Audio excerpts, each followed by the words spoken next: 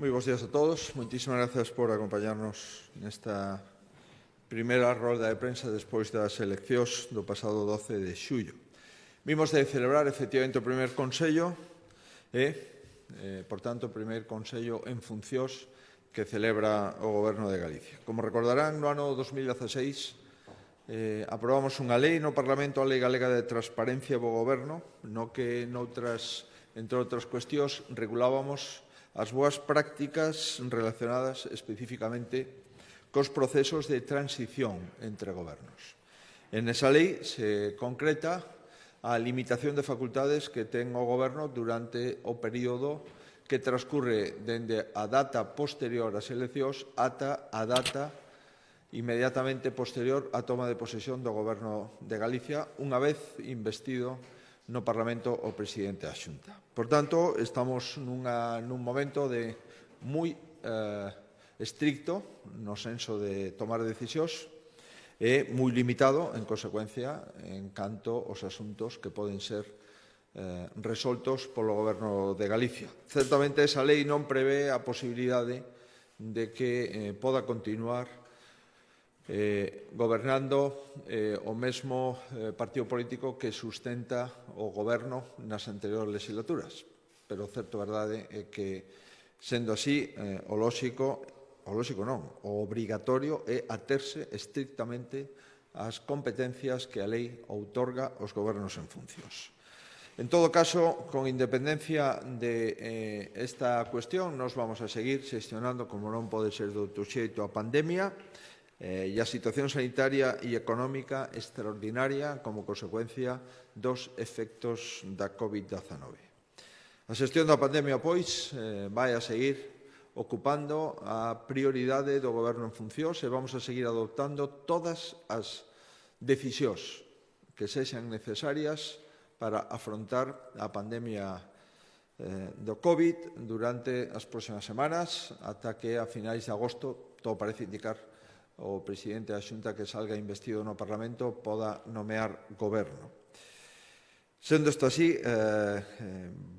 quero contextualizalo para que comproben ustedes que intentaremos cumplir estrictamente os nosos cometidos e interpretando esta lei dentro dun contexto de pandemia e, por tanto, facendo unha interpretación lóxica e intelixente de que medidas se poden adoptar por un goberno en funcións, pero un goberno en funcións dentro dunha pandemia sanitaria e tamén, en algúns casos, os efectos que pode ter a pandemia económica que vamos a seguir vivindo con máis intensidade a medida que vayan transcurrindo as próximas semanas.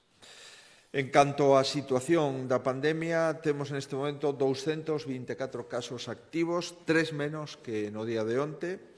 Do total, o brote da Mariña que se atopa controlada é o que concentra máis casos activos, son 138, dun total de 224. 138, dos menos que onte, tras terse realizado xa na Mariña 3.800 probas PCR. Outro punto onde nos últimos días temos concentrada as nosas preocupacións é en Betanzos, onde os expertos nos indican que se atopa identificada a orixen e controlada a súa evolución cos datos de agora. A día de hoxe realizamos en Betanzos 135 PCRs e temos 10 casos activos, un máis que onte. Nos hospitais galegos, número de pacientes hospitalizados son 6 e un hospitalizado na UCI dende fai xa probablemente máis dunha semana, ou no entorno dunha semana, que, como saben, unha persona que viña de outra comunidade autónoma e que el mesmo entrou no hospital e que inmediatamente foi incorporado e ingresado na UCI. Seguimos, por tanto, con 5 pacientes ingresados en Lugo, un paciente ingresado na Coruña e un paciente en UCI no Hospital Álvaro Cunqueiro en Vigo. Como saben, tamén hai máis de 5 semanas que non se registran falecementos por mor do coronavirus. Seguimos a traballar para detectar, esta é a clave, detectar e controlar calquer tipo de brote. E por iso facemos un chamamento para todas as persoas que acuden a Galicia nestas últimas semanas e as que vayan a acudir este fin de semana e os próximos días para saber que teñen un sistema sanitario a súa disposición. E un teléfono específico para eles, 881-00-20-21, é o seu teléfono. Persoas que nos visitan de outras comunidades autónomas e persoas que nos visitan de outros países. Efectivamente, temos detectado algunha brote externo, persoas peruanas, senegaleses, persoas provenientes de México, de Brasil. Pedímoslle a todos eles, por favor, que contacten con este teléfono 881-00-20-21, así como calquera outra persona que non teña un centro de saúde en Galicia, como consecuencia de que non é residente na comunidade autónoma, que saiba que os queremos diagnosticar para protexer a súa saúde, en primer lugar, e protexer a saúde dos galegos en consecuencia. Estamos a disposición, insisto, todos os galegos teñen un centro de saúde, saben o que teñen que facer. Este teléfono está para todos aqueles que son españois e non teñen unha tarxeta sanitaria galega, senón que proveñen de outros servicios de saúde. Este é o seu teléfono. E para aqueles persoas que veñen vía aeroportuaria, normalmente xa sexa Portugal ou resto de aeroportos españois e que proveñan de outros países, teñan ou non pasaporte español, pedimos, por favor, que se poñan en contacto con este teléfono para facer unha orientación no caso de que posúan algún síntoma. Pero, en todo caso, se non posúen síntomas, o óptimo sería que nos lo comunicaran. Unha persona procedente de un país estranxeiro que nos comunique que entrou en Galicia, que o seu domicilio vai a ser este, que a súa actividade laboral, no seu caso, será a outra, ou, no caso de que veña simplemente por un contacto familiar, pois que nos diga cal é o seu domicilio habitual e o seu teléfono. Creo que non é moito pedir, queremos cuidar a todo o mundo que entre en Galicia e tamén queremos cuidar, lóxicamente, os que viven en Galicia. Como decía, seguimos traballando tamén para detectar posibles casos nas persoas máis vulnerables. Estamos a piques de rematar o segundo cribado xeralizado nas 25.000 persoas que viven en residencias da terceira idade ou residencias de discapacidade. A día de hoxe levamos feito xa o 95% das PCRs, toma de mostras en todas estas residencias, e están analizadas do 95% xa extraída, a mostra están analizadas ao 91%. Neste momento non hai ningún positivo nas residencias da terceira idade de Galicia no que se refire a residentes e temos un positivo no que se refire a traballadores, concretamente en Burela, que, como saben, é a mesma persona que estivo traballando na residencia 1 hora e 30 minutos ata que tivemos a confirmación de que tiña unha PCR positiva e automáticamente, lóxicamente, non pudo seguir traballando, a pesar de que se incorporaba ese día por primeira vez. Estamos facendo tamén cribados selectivos. Ofrecimos cribados selectivos á Guardia Civil, a resposta foi afirmativa, a Guardia Civil en Galicia se está facendo un cribado generalizado. Ofrecimos tamén o mesmo cribado á Policía Nacional, a resposta foi negativa. O Ministerio do Interior nos comunicou que, de momento, consideraba non necesario facer ese cribado. Non seguimos pensando que sería razonable facelo, e tamén ofrecimos cribado a todas as policías municipais de todos os concellos de Galicia. E entendemos que é oportuno facelo. Ademais, estamos facendo un cribado especial a todo o persoal sanitario outra vez nos centros da Mariña Lucense, tamén nas oficinas de farmacia e personal dos concellos afectados da Mariña.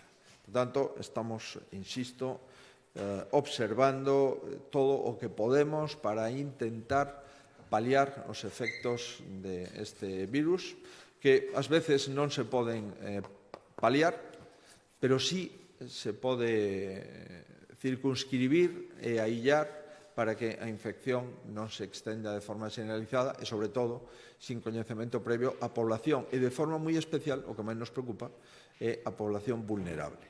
A incidencia acumulada nos últimos 14 días en Galicia está máis ou menos pola metade que a media de España. En Galicia estamos no 8,8, España está no 17,68 e nos últimos 7 días España está 5 veces por riba de Galicia. Galicia está no 2,4 e media de España 10,9. Tanto, as condicións de momento Son condicións razonables, pero, reitero, isto non vai a disminuir, isto vai a aumentar.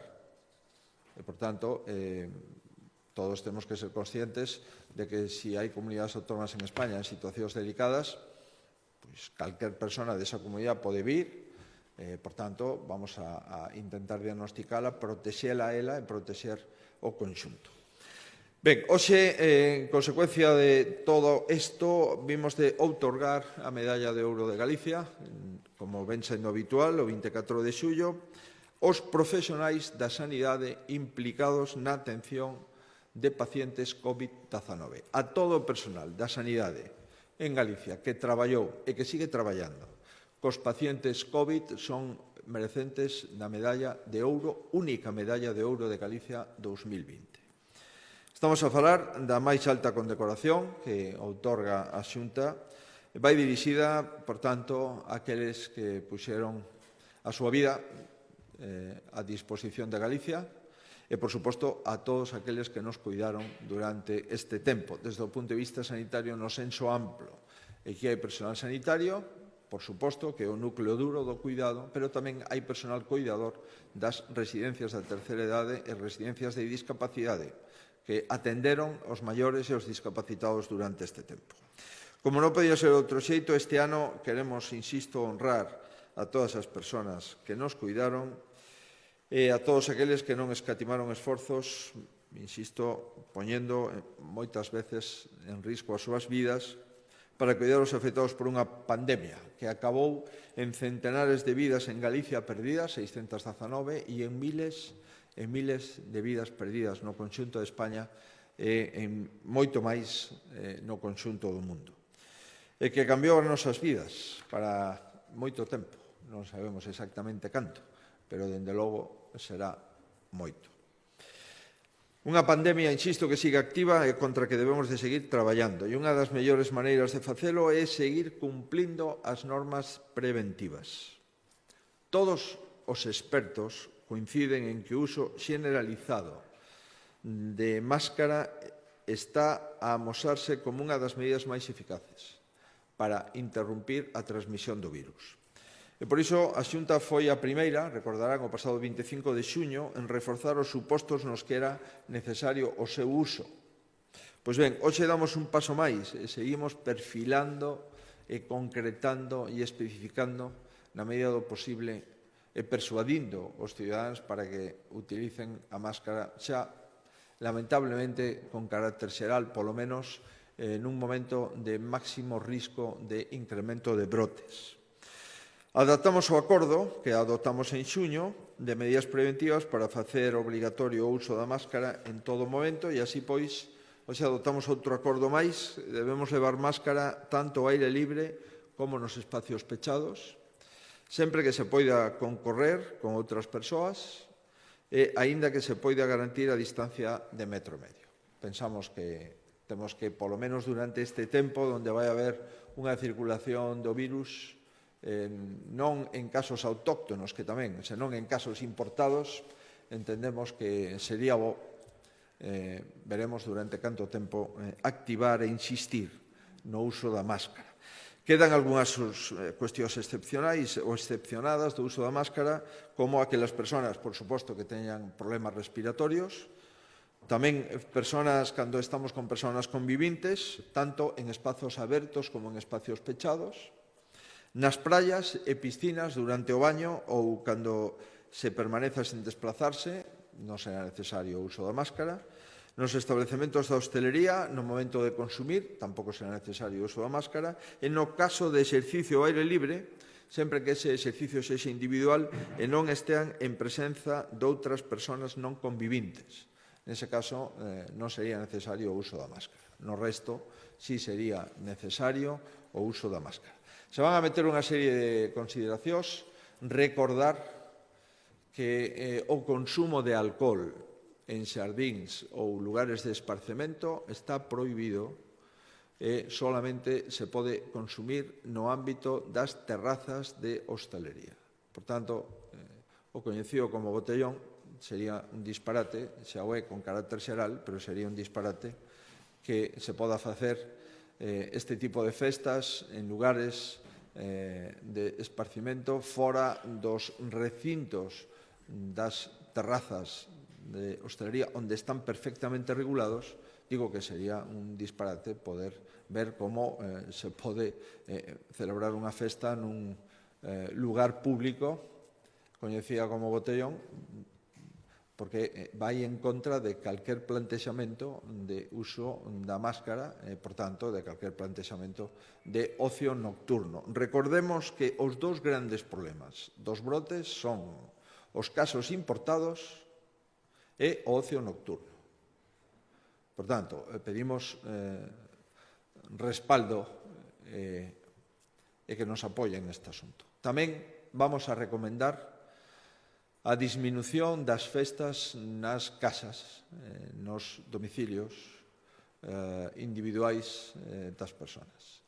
Sabemos que non podemos prohibilas, porque eso supón atentar contra o dereito á reunión das casas, dereitos individuais fundamentais, pero vamos a recomendalo.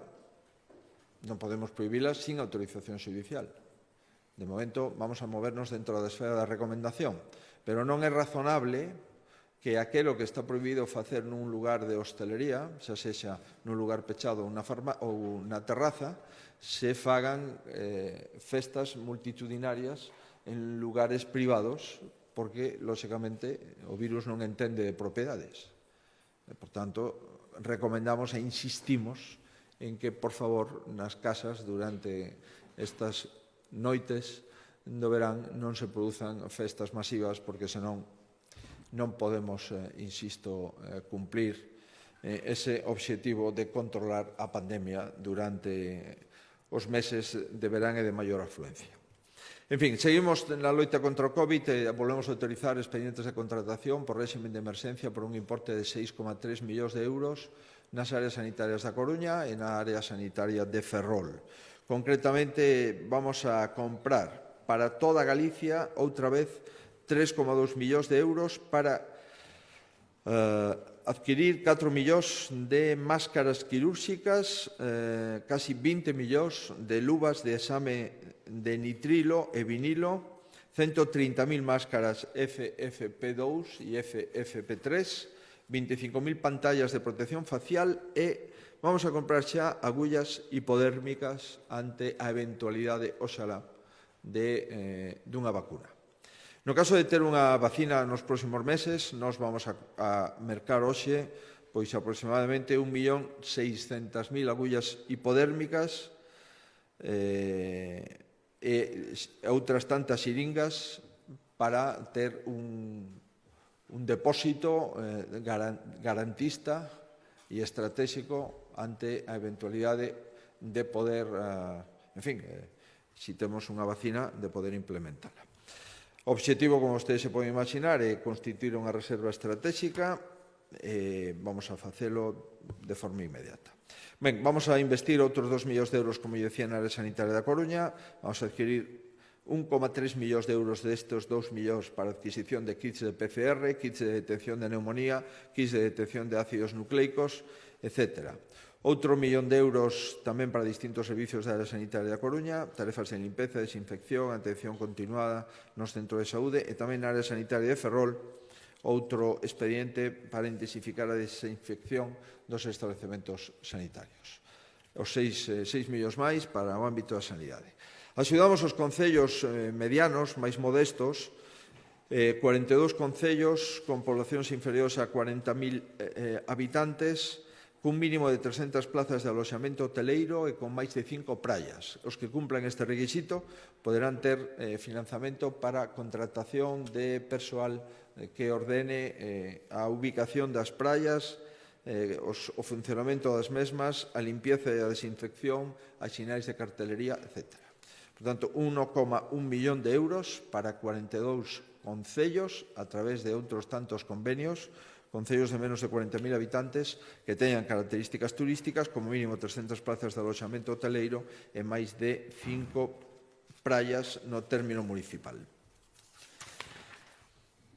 Unha vez que o Concello de Gondomar e a Diputación de Pontevedra se poñen de acordo nunha transferencia dunha estrada, concretamente a que une Vilaza e Parada, o Goberno de Galicia autoriza ese decreto de cambio de titularidade da referida estrada provincial, que agora será municipal.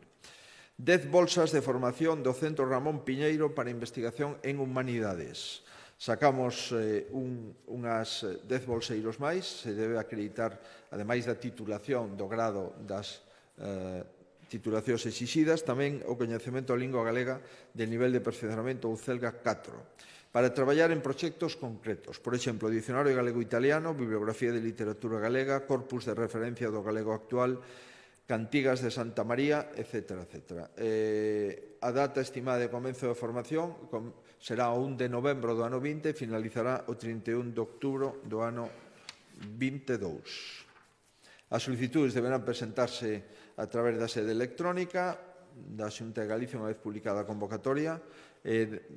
No Centro Ramón Piñeiro levamos 26 anos traballando a través de distintas fórmulas. No ámbito dos bolseiros, levamos 500 investigadores ou bolseiros traballando neste centro, estudando, protexendo, conservando a lingua propia de Galicia.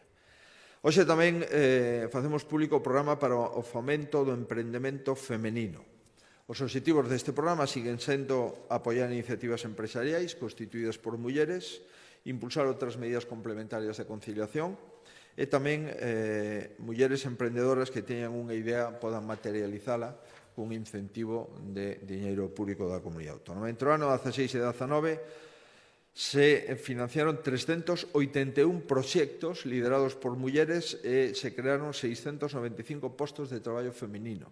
Pois ben, sacamos a convocatoria deste ano, convocatoria do ano 20, por un importe de 1.780.000 euros, que se dividen nas 4 liñas que veñen sendo habitual. Liña Emprende, que promove a posta en marcha de novas iniciativas empresariais para a creación de emprego. Liña Innova, que atende a cuestións de innovación. Liña Activa, que favorece a reactivación ou o inicio de pequenas empresas ou microempresas, e outra liña ITEF, que incentiva iniciativas empresariais de contido científico ou base tecnolóxica. Ben, volvemos a sacar esta convocatoria do ano 20, que foi publicada no pasado DOGA xa, cun orzamento de 1,780.000 millóns de euros. Seguimos en temas económicos. Vamos a axudar os concellos emprendedores que teñen polígonos industriais. Aqueles concellos que baixan os impostos teñen que ter unha discriminación positiva por parte das axudas do Goberno de Galicia. E prácticamente todos os concellos emprendedores que pediron esta axuda a teñen concedida. Refírome a 2,5 millóns de euros en beneficio de 34 proxectos que se realizarán en 30 parques empresariais municipais que se sitúen dentro do Concello Emprendedor, que, como ustedes saben, son aqueles que baixan os impostos para os primeiros inversores.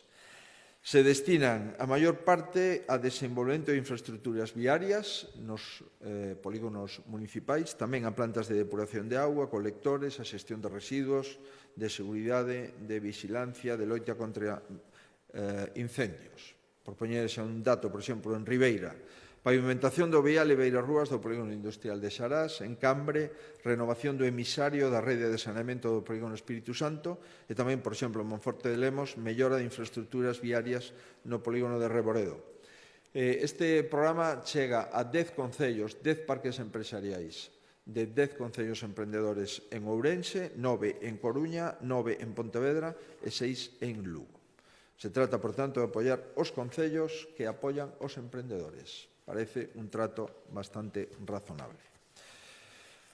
E último asunto, hai un informe sobre a participación de Galicia no Programa Europeo de Investigación e Innovación da Unión Europea chamado Horizonte 2020. A conclusión, levamos captados 134,7 millóns de euros no período 2014-2009, un 55% máis que o período anterior 2007-2013. Hai un total de 132 entidades galegas que obtiveron financiamento europeo a través deste programa que xestiona a comunidade. Concretamente, as universidades conseguiron o 34,9% deste programa, os centros tecnolóxicos o 22,7%, as empresas o 18,7%, a administración pública o 11%, centros públicos de investigación 5,4% e asociacións de investigación 3,3%, resto de asociacións 3,9%. Bueno, pois este ano volvemos a sacar unha convocatoria para incentivar o cofinanzamento deste programa por un importe de 5 millóns de euros para impulsar a internacionalización da I+D+I galega. Levamos concedidos apoios neste programa que, como digo, a maioría deles, o 35% teñen como destinatario os programas de investigación das universidades. Que perseguimos? Mellorar a calidade das propostas galegas no programa marco europeo e incrementar o impacto da convocatoria na economía de Galicia. Vamos a seguir traballando e poñemos 5 millóns de euros a disposición para o ano 2021 co obxectivo de seguir captando e cofinanciando fondos europeos, que non foron poucos, 134,7 millóns de euros para universidades, centros tecnolóxicos, administracións públicas, asociacións, etc. Mais nada, isto é todo. Moitísimas gracias.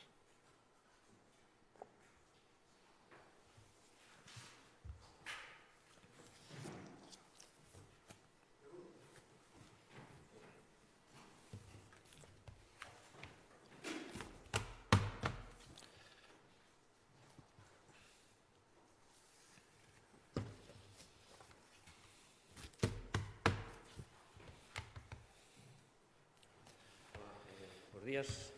Antes de nada, felicitalo polos contundentes resultados do pasado domingo. Moitas gracias. A miña pregunta é relacionada con... fala vostede un pouco de otorgar a medalla aos sanitarios que loitaron contra o COVID. Quería preguntarlle por que esa distinción dos que loitaron e non do todo o colectivo sanitario. E logo, relacionado con esta pregunta, xusto vostede gañou as eleccións do domingo, pero xa esta semana houve críticas dos sindicatos Omega, do CENS, do sindicato SATSE de enfermería, criticando as condicións laborais dos profesionais. Esta mesma semana se coñeceu que se pecha unha planta en pediatría no Hospital do Cunqueiro, se traslada unha ambulancia de Ibile García a Sanxenxo. Quer dicir, que sigue habendo moitísimas críticas polas déficits en sanidade. Quería preguntarlle un pouco que lle parecen todas estas críticas. E despois, unha segunda pregunta relacionada un pouco tamén cos casos. Falamos de Betanzos, caso importado, falamos de Ribeira, caso importado. Quería preguntar se xa ten a Xunta investigado os casos da Mariña, se sabe de onde pode proceder o gran foco da Mariña e, sobre todo, por que se está propagando tanto, porque hai fontes que apuntan a que as masivas manifestacións da Alcoa puderon espallar o virus. Gracias.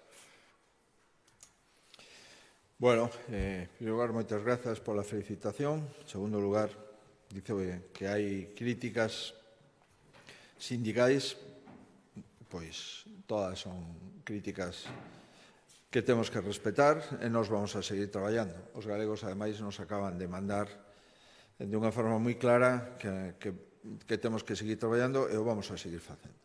Non hai ninguna dúbida ao respecto. Nós vamos a seguir traballando e seguir propoñendo, porque gobernar é indelegable, a pesar, insisto, de que as nosas competencias neste momento estén concernidas por un goberno en funcións. Nos propoñemos a toda a comunidade educativa a facer test serolóxicos a todos os profesores e propoñemos implementar nas aulas o protocolo que a Consellería de Sanidade considera correcto.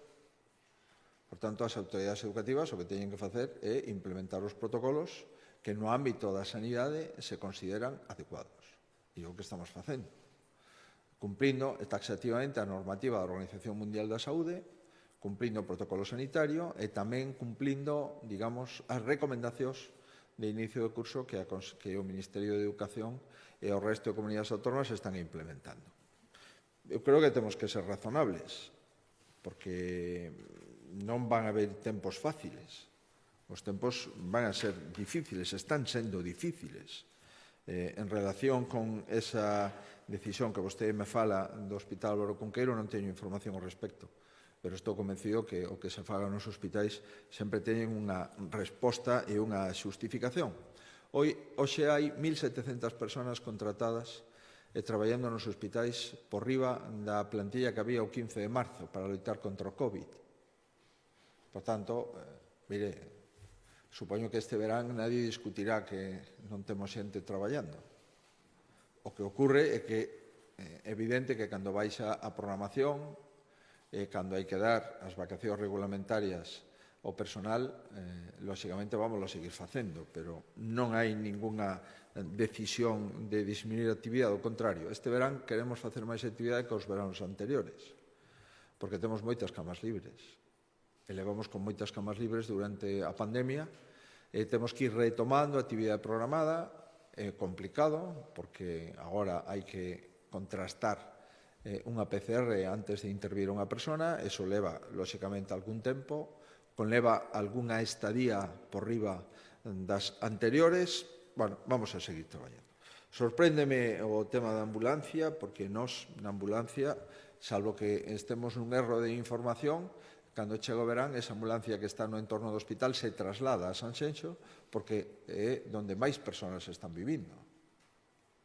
E, por tanto, por razóns de proximidade, se fixo sempre que a ambulancia que estaba no hospital se traslada a Sanxenxo durante o período exclusivamente estival para atender as urxencias e as emerxencias sanitarias de toda a comarca. Estamos falando de unha diferencia kilométrica bastante, en fin, non é determinante.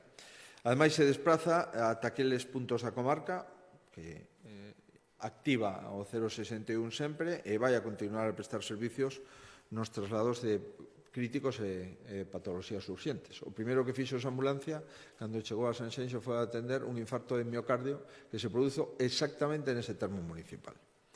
En todo caso, este ano hai máis recursos sanitarios, porque incrementamos 12 ambulancias asistenciais de soporte vital avanzado, 4 ambulancias asistenciais de soporte vital avanzado de enfermería, 107 ambulancias asistenciais de soporte vital básico e 2 ambulancias convencionais. Todo isto, en fin, non é un tema menor.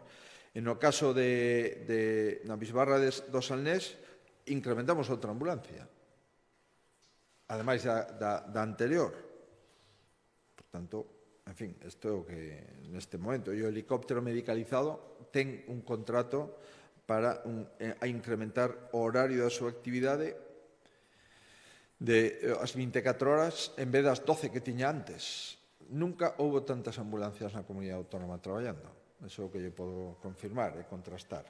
Sobre os brotes, a súa orixe dos brotes, etc., bueno, nós pensamos que hai brotes que son importados, iso é o que nos dice as persoas que están traballando na rede de alerta, no rastreo. Na Mariña entendemos que foi un brote autóctono, dentro dos propios habitantes da Mariña. Dixemos dende o principio que estaba en Burela, por razóns de prudencia, por si acaso había máis brotes noutros concellos, pechamos toda a Mariña e posteriormente fomos aperturando. Unha vez que íbamos incrementando o número de PCRs, levamos feitas máis de 3.000 PCRs e fomos circunscribindo e circunvalando o brote, o núcleo central do brote, a Burela. E, por tanto, fomos abrindo con criterio de prudencia máxima distintos concellos da Mariña. Bueno, neste momento hai un pechado, o resto está aberto e temos número de persoas activas 138 que están nas súas casas, salvo un ou dous que están no hospital. Isto é o que temos neste momento. A información que teño e que lle traslado. Mire, todos os movimentos masivos sempre teñen un risco, eso é evidente, non? Na Mariña, ademais, é un lugar onde viven 70 e pico mil persoas que teñen unha relación entre sí. Hai un hospital único na Mariña. Alcoa é, sin dúbida, un excepcional centro de traballo desde o punto de vista de plantilla. Hai moita xente que traballa en Alcoa e vive en Foz, que vive en Burela, que vive en Cervo, que vive en Viveiro. Por tanto, hai unha zona especialmente intracomunicada dentro de Galicia e é unha zona moi grande. Estamos falando de máis de 77.000 persoas. Pero o que nos preocupa, volvo a insistir, é activar, ser conscientes de que o virus está aí, e hai comunidades autónomas neste momento que están pasando mal, e dentro de algún tempo podemos ser nós os que o estemos pasando mal.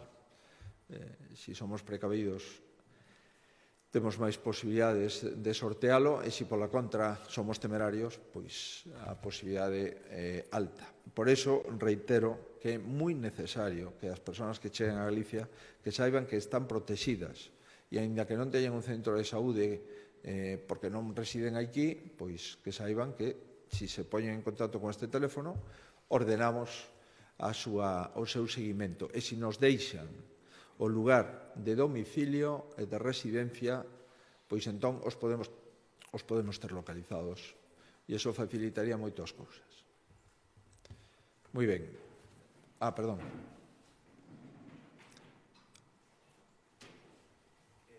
Sí, Alex Vázquez del diario.es. Queríalle facer unha pregunta en relación ao anuncio da obligatoriedade das mascarillas.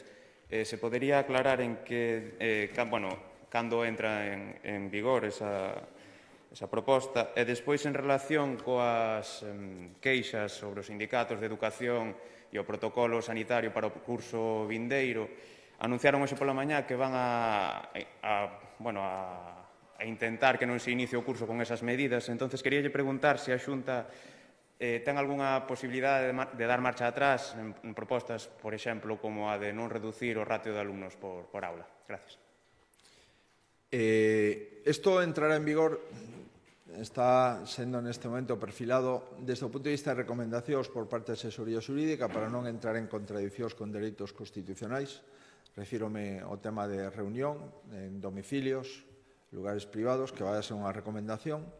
E tamén estamos, neste momento, a proposta do Consello da Xunta, se está redactando o parágrafo referidos ao que comúnmente se chaman botellóns para volver outra vez a solicitar e deixar claro que xa están prohibidos pola lei anterior e, neste caso, volver a deixalo claro para que as policías urbanas, as policías municipais, teñan un recordatorio especialmente explícito. Hai policías fantásticas que están traballando con moitísimo rigor.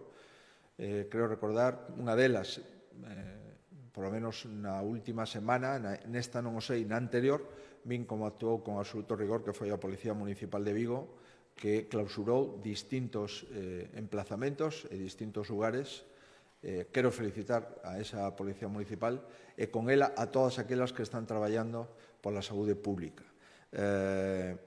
Supoño que a entrada en vigor será inmediata. Se podemos que entre en vigor mañá, sería mellor que máis tarde. En definitiva, simplemente nos adiantamos, recordarán que antes a regla era distancia de 1,5 metros e no caso de que non fora posible, máscara. Dende o 25 de xuño a regla é máscara e a segunda a distancia física de 1,5 metros. Agora, o que intentamos é xa concretar un pouco máis que é necesario a máscara en espacios de aire libre e pechados, cando hai circulación, cando nos vamos movendo, que é necesario poñer, cando hai persoas, hai que poñer esa máscara, cando hai persoas non convivintes, aínda que se poda manter a distancia de 1,5 metros, nos vamos a propoñer a utilización da máscara. Porque estamos nun momento en que hai moito risco, en que, aínda que o turismo non estea como nun suposto normal, de unha tempada normal, pois hai xente que está, lóxicamente, sendo ademais ben recibida entrando en Galicia, e hai persoas de outros lugares do mundo que están viaxando a Galicia. Insisto, temos neste momento peruanos, senegaleses, persoas, algunhas delas españolas con pasaporte español procedente de México, de Brasil. Bueno, é necesario propoñer isto. Se as cousas se calman, veremos que ocorre despois do verán. pero neste momento é prescindible. Volvo a reiterar, mire, Galicia é a comunidade autónoma con máis profesores por alumno de España. Por tanto, eu pido simplemente un pouco de mesura, de responsabilidade. O protocolo sanitario é o protocolo máis amplo no ámbito de educación, polo que me dice a Consellería de Educación, o máis amplo de España. Ten 97 folios o protocolo sanitario que queremos implementar na educación. E nós simplemente pedimos un pouco de, de posicionamento razonable. Non pedimos outra cousa que intentar empezar o curso sendo razonables.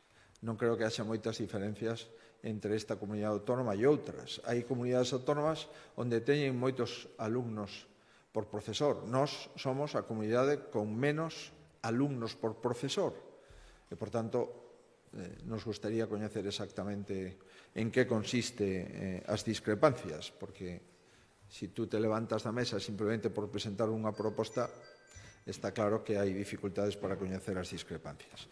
Reitero unha vez máis que vamos a traballar todos e que non é fácil o que está por diante. Vamos a ver como se pechan os fondos europeos, vamos a ver que capacidades vai a ter España nos próximos meses, descoñecemos o teito de gasto do ano 2021, non existe, e estamos en xullo, tiñamos que ter xa as entregas a conta para confeccionar o presuposto, non as temos. En fin, este país, neste momento, desde o punto de vista da pandemia, evidente como está, e desde o punto de vista económico, pois non lle oculto a preocupación, porque estamos a mediados de xullo, e non hai ningunha administración pública en España que saiba o que ten que facer nas contas do ano 21. Cando o lóxico era deixar feito o esqueleto das contas públicas no mes de xullo para matizalo en setembro e presentalo en outubro. De momento non temos ningún solo dato. Sí, sobre o uso das mascarillas, eu quería saber como se traduciría en termos de posibles sancións, punitivamente, digamos, ¿no? Entendo que ahora pasa a ser obrigatorio salvo en excepcións moi puntuais, bueno, como se manexaría isto en términos de sancións? Vamos a ver, nós seguimos insistindo no Ministerio de Sanidade que é necesario facer un plan de brotes en España uniforme, coordinado. En segundo lugar, que é necesario modificar a lei. Mire os problemas que tivo fai uns días a Comunidade de Cataluña. É dicir, un presidente autonómico que teña que tomar unha decisión e que cada decisión que tome teña que ir a un xulgado, pois é, como comprenderán, unha cousa impropia nun contexto de pandemia. Se fora un contexto excepcional que pode ocurrir nun municipio determinado e que non hai esa generalización do suposto excepcional, entendemos que, lóxicamente, ante excepcións, temos que activar medidas excepcionais. Pero é que neste momento a pandemia non é a excepción, é a regra. Estamos en pandemia en todo o país. E, por tanto, non ter un instrumento xurídico para que as autoridades de saúde pública das comunidades autónomas podamos tomar decisións no ámbito da alerta sanitaria sin necesidade de acudir a un xulgado, entendo que é un erro estratégico e un erro no que o Goberno insiste e persiste, o cual nos sorprende moito. E en relación co réximen sancionador, o lóxico é que no país tamén teñamos unhas propostas comúnmente admitidas para que unha persona que vive na comunidade X e acude á comunidade Y a pasar unhas vacacións, que poda ser unha sanción distinta nunha comunidade ou noutra, polo mismo feito e ante a mesma situación. Portanto, nós volvemos a reiterar, sería bo que o Goberno Central, que o Ministerio de Sanidade, no momento máis difícil da pandemia, que é abrir fronteiras interiores da comunidade e exteriores da nación española, prácticamente a maior parte do mundo, que non haxa un contacto previo, que non haxa unha proba, aínda que sexa unha proba común ou a máis extendida, nada, cero. A verdade é que estamos nunha situación de traballar sin ningún tipo de rede para garantir a saúde pública dos cidadáns. E o que nos está pasando cos brotes é que, efectivamente, aí a excepción é que sexa un brote autóctono. De momento, a regla é que son brotes importados. Por tanto, chamamos a atención ao respecto, non? Sobre a sanción concreta non lle podo informar porque non a sei, pero ao finalizar a rol de prensa lle podemos dar as cuantías concretas, pero aí necesitamos a policía, obviamente.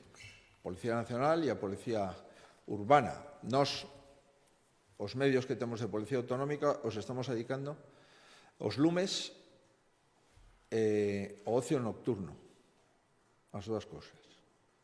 Normalmente, nós non facemos vigilancia de ocio nocturno, eso lle corresponde a outras policías, pero, sin embargo, tomamos a decisión de apoiar a policía local para inspeccionar locales nocturnos e ver se se cumple ou non se cumple. Eu reitero, isto non é unha broma, porque o problema é que no ocio nocturno a xente que acude con carácter xeral é xente xoven, sana, e que probablemente sexa asintomática ou teña síntomas leves, pero é que esa xente sana e que se sinte forte porque chega a casa donde poden convivir con xente xa que non é xoven.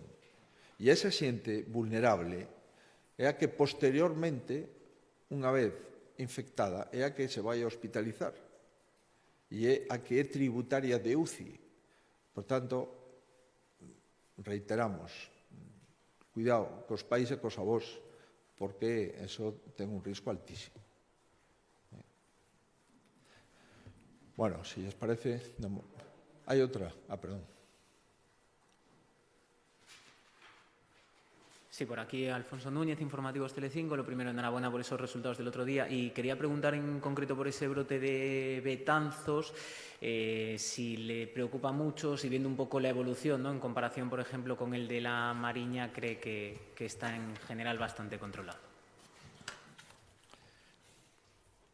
Vamos a ver, probablemente le puedan dar más información de la que yo tengo en este momento. Nosotros creemos que en Betanzos el brote posiblemente sea un brote importado de otra comunidad autónoma. De momento hemos detectado 10 casos positivos. Este es el dato que tenemos antes de entrar en el Consejo de la Xunta. Y número de contactos en seguimiento tenemos 59. Esto es la información que tenemos de Betanzos. Bueno, en cuanto al número de casos activos, después de A Mariña, es el segundo caso más importante que tenemos en Galicia. Todos los demás son 4 casos, 3 casos, y son casos, bueno, a veces de ellos una familia, como es el caso de Beariz. Son, de momento, cosas que nos parecen bastante asumibles, ¿no? Y en relación a la primera pregunta, perdón, no sé. Era Betanzos, perfecto, muy bien. Pero sí que tenía otra duda sobre el tema de la mascarilla en las playas y en piscinas. Sí. ¿Es obligatorio hasta el momento de baño? La verdad es que pensamos que, por criterios de prudencia, es evidente que cuando uno toma el sol no necesita mascarilla, cuando uno acude a un baño a bañarse tampoco, pero cuando uno está en movimiento la recomendamos. En este caso, más que recomendarla, la exigimos. Insisto, comprendo que puede ser o puede interpretar a la gente un exceso, pero de verdad créanme que lo hacemos por ellos. No tenemos ningún interés en molestar. Pero cuando circula mucha gente a la orilla del mar y se cruza mucha gente que normalmente va caminando, algunos de ellos un poco rápido, pues, y hay gente evidentemente no conviviente y se cruzan personas que van delante, atrás. Bueno, pensamos que es prudente llevar la mascarilla incorporada. Lo lamentamos, pero pensamos que es bueno hacerlo. Muy bien, muchísimas gracias.